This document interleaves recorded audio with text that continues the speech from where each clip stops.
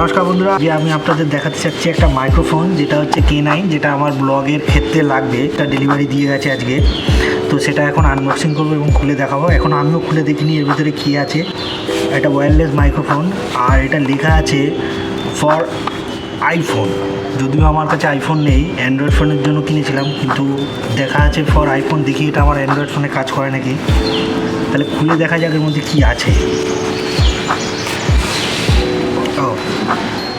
দুখানা মাইক্রোফোন আর উইন নয়েজের জন্য এই দুটো দেওয়া আছে। অ্যাপেলের ফোনের সঙ্গে কানেক্ট করার জন্য সব খুলে গেল। আর একটা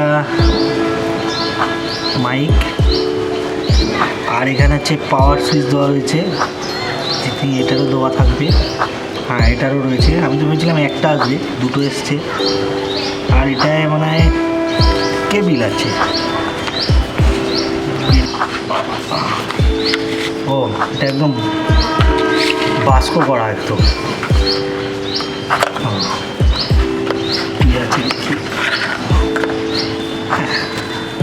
USB-C টাইপ কেবিল রয়েছে।